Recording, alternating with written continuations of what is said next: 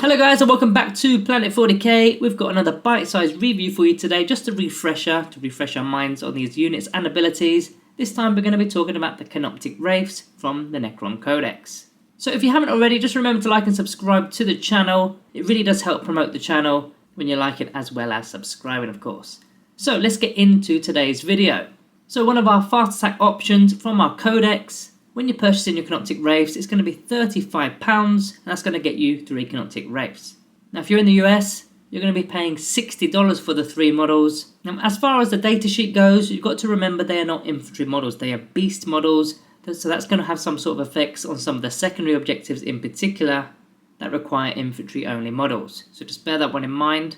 They also do have the Canoptek keyword, of course. Now as for their stats of note, they're moving 12 inches, so they're pretty quick. Their toughness 5 and their strength 5 on top of that as well. Now what I like most about the Canoptek Wraiths is their Wraith form ability. So not only is it a 4+ invulnerable save, but also they can make advanced moves, charge moves and normal moves through other models and terrain. Quite similar to having the fly keyword. In fact, you're going through models as if they just weren't there, you're just ghosting through them, I guess. And the other unique ability is the Slinking Strike ability, and this allows the unit of Canoptek Wraiths to be able to fall back and then still shoot, or still charge, or do both in fact. So that kind of ensures if you are already in a fight and you're falling back, you're going to be fighting first unless there's some sort of abilities that prevent you from doing so. Now what weapons do the Canoptek Wraiths have? So you've got 2 options in terms of the melee side anyway. First of all, you've got the Vicious Claws. Now the Vicious Claws is strength +2, so that makes it strength 6, -2 AP and 2 damage. So perfect for killing Space Marines, 2 damage going straight through a model. And you're wounded on 3s as well because it's strength 6, not too bad at all.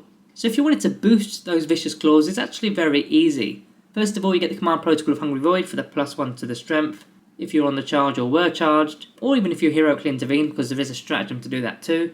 And then you get the Disruption Field stratagem on top of that for a +1 to strength. That will put these Vicious Claws right up to strength 8, so against those Space Marine models you're now actually wounding on 2s. But you can be doing a lot of work on light vehicles, even toughness 8 vehicles in fact, because you're wounding them on 4s. Now the second option is the Whip Coils. You get double the amount of attacks with the Whip Coils, but they are only strength 4. They're -1 AP and 1 damage, so they're mainly used for light infantry. If you're going up against toughness 3, you're wounded on 3s. I wouldn't recommend them so much going up against elite units because the AP isn't that high and nor is the damage. But you get lots of attacks, double the amount of attacks of course, and going up against a large unit of Termagants for example, or Orc Boys, this is going to be not too bad.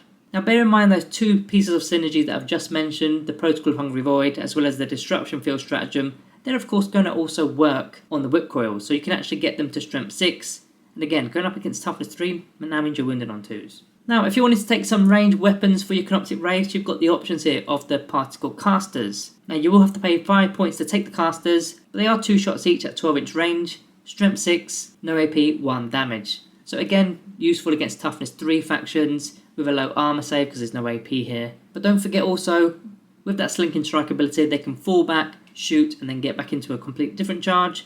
Now they are pistols, so you can fire them into combat anyway, but if you wanted to make a complete different charge, or just be fighting first in that new fight phase, you can fall back, shoot, get back in. The other optional weapon, which I'm not a big fan of to be honest with you, is the Transdimensional Beamer. Now these are going to cost us 10 points, they're still 12-inch range, they're Assault 1, so they can't be fired into combat, however you can advance with them at a -1 to hit penalty. Now Canoptek units hit on 4s, so it will be 5s. Not the greatest there, so I would highly advise to not advance with them if you could avoid it. They're strength 4 again, but this time the AP is quite high, -3 AP and 3 damage. So with a unit of 6 of these, that's going to be 60 points to take 6 of them, but you can lucky shot a Terminator off the board and that's going to be costing what, 40 points. In a sense they are actually worth it, you just got to kind of get the right target for them. Terminators as mentioned, you don't want to be firing these at 1 wound models when they're -3 AP and 3 damage. All depends on who you're going up against I suppose. Now a couple of stratagems of note, one I did allude to earlier in this video, which is the Enslaved Protector stratagem for 1 command point, and a Canoptek unit can heroically intervene as if they were a character. That will catch players off guard, so make sure you'll be using that one. Then the Disruption Field stratagem, I've mentioned that a few times in this video, so let's get on to some Codex synergy. So in terms of the dynasties to begin, the Novak dynasty of course, the +1 to their charge roll, as well as the extra AP on the charge, that's going to be really useful for a melee unit. The Bloodright stratagem in particular for the Novak dynasty is a +1 to the attacks rolls, that's going to also be pretty useful.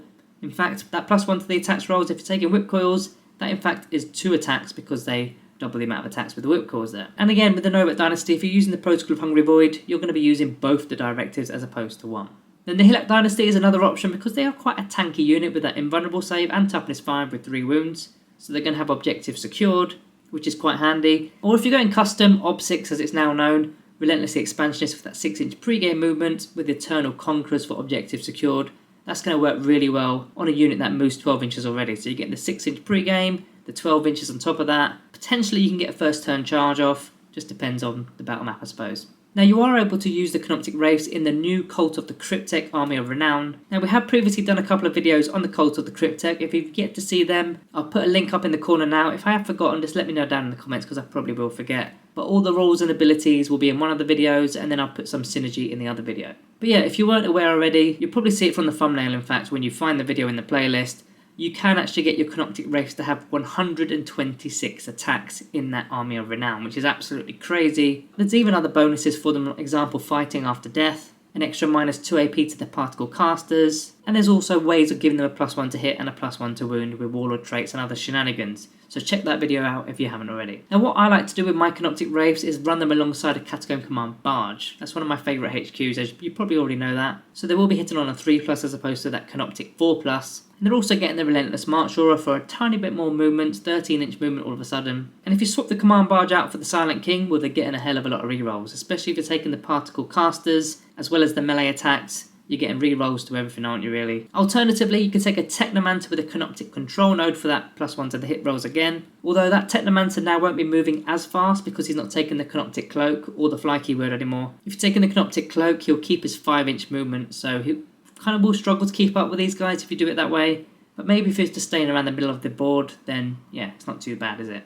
But the main reason for taking a Technomancer is just to simply reanimate one of these Canoptek Wraiths every turn, and also heal one if you're taking that Cloak, D3 lost wounds. Depends on what you're taking in terms of the war gear there. Personally, I think the Canoptek Wraiths really suit my playstyle. I love units that can steal an objective and hold the objective for at least 1 or 2 turns because of their resiliency. That's more me. Now, they're not the strongest in terms of the damage output, but they can still pack a fair punch. And I also like the fact that they don't really need too much babysitting. You can opt to use a character to go with these models, but I think they can go alone just fine. Personally, I wish Canoptek units were hitting on a 3+ naturally. That really does hinder them when you're losing half the hit rolls just from the first roll there. And the other negative point I wanted to mention today is the fact that they're going to be competing with the Canoptek Scarabs in the fast attack slots. Canoptek Scarabs are probably one of the best units in the Codex, point for point anyway. And if you're competing with them directly, in the smaller games at least, you're going to struggle to get both of those kind of units in, especially if you've got a patrol detachment where you can only fit 2 fast attack units in your actual list. So it becomes a little bit tricky. In the larger games, not so bad. You can bring multiple detachments and you can have quite a lot. Maybe you can have an Outrider detachment, so you can get your maximum of 3 Canoptek Wraith units in your list there. But if you are playing the smaller games and you are going for an Outrider detachment, that's going to cost you 3 command points. That means no relics, no warlord traits, because you've spent all your CP. Right, let's get on to the Planet 40k rating for the Canoptek Wraiths. This one's quite high in my opinion. I'm going to be going with the Planet 40k rating of 4.5 out of 5.